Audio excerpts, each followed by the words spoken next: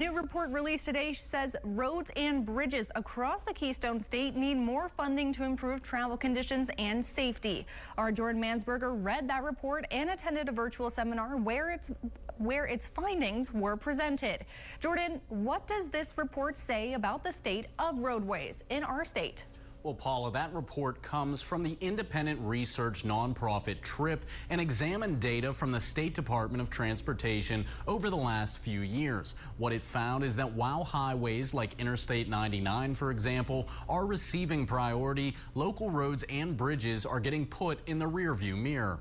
Local roads and bridges carry more than 40% of all travel across PA. 75% of bridges across the state can be found on those roadways instead of major highways.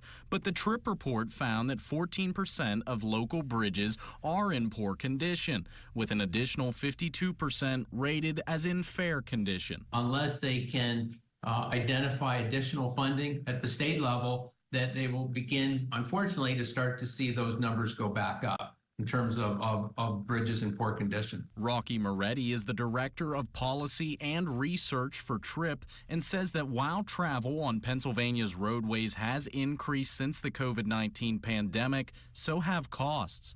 With limited resources, they have to make the difficult decision to prioritize the major highways across the state, and that can impact the quality of local roads and bridges as the state falls short in having adequate resources to address those challenges. One of the most critical challenges that state and local governments are facing is a significant increase in inflation for highway construction costs. According to the report, as much as a 50% increase in material and labor costs for some projects. While there has been an increase in federal funding over the past 5 years for infrastructure, Moretti says that this has been nearly canceled out due to inflation, and it has some deadly consequences. 2019 to 2023, there have been approximately 3,400 traffic fatalities on the state and local roads.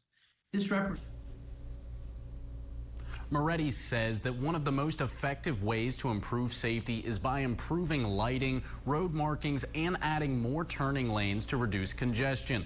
That, however, is no cheap task, leaving it up to state and local lawmakers to search for answers. I'm Jordan Mansberger, WTAJ News.